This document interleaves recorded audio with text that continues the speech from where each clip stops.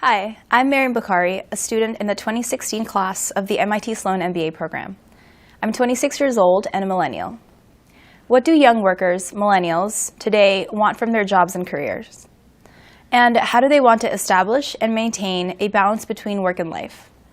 These questions are important to lots of people. Employers wanting to recruit and keep young, talented workers, millennials like me who are about to enter the workforce, and hordes of consultants giving us and business leaders advice about the changing workforce. So let's start with what our parents told us when we were growing up.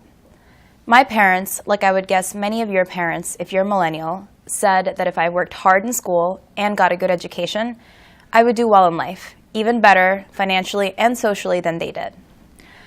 But today, many of us are worried that our generation, the millennials, might not achieve that goal. And if we ask young people today if that's what they really want out of their careers, we get different answers. For example, the people who took this course last year said that their top priority was addressing big, important problems at work, while also having a sensible work-life balance.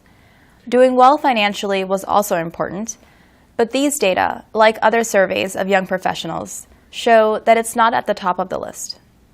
Hi, my name is Eileen Rivera, and I'm a third-year student at Wellesley College. I'm also a millennial about to enter the workforce.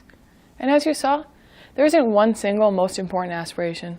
This extended quote from a young woman in the class illustrates how she sees these different aspirations fitting together.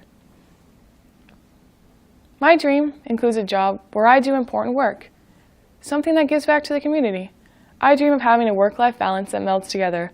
I hope that I'm able to utilize technology to make work more accessible and eventually have the option to do work from home. I do hope to be able to find a company that has a retirement plan where the company contributes some percentage to the plan. In some regards, I hope to have some of the same benefits that my parents had: health insurance, retirement plans, etc. Most importantly, I want to have passion for my work. I want my work to help people, and I hope to make a decent living while making the generations before me proud.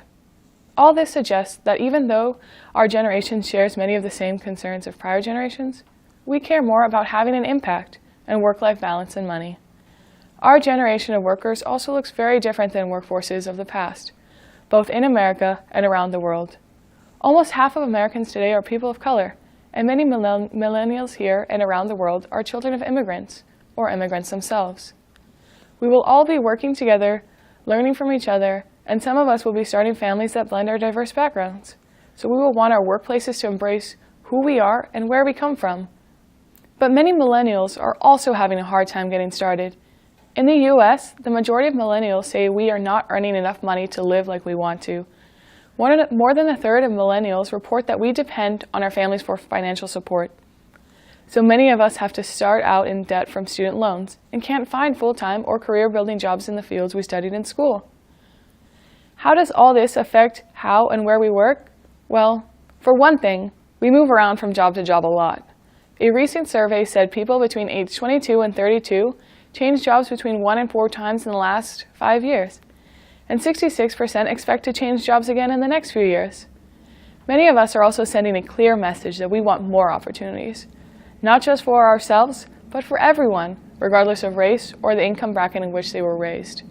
That's why some are protesting against low wages at fast food companies, racial injustices, and income inequality, as seen by the Occupy Wall Street movement in 2011, and by protests of women and men who are forced to work in unacceptable conditions in garment factories and global supply chains. What does this mean for the next generations of managers and leaders? Sloan School MBAs who studied data from last year's class concluded that as managers of the future, they will need to listen to their employees, engage them in solving problems that really matter to the organization and to society, and be flexible in how, when, and where people work so they can be productive and attend to personal and family affairs. Those are the messages sent by last year's class. Let's see how this year's class can bring our voices into the process of shaping the future of work.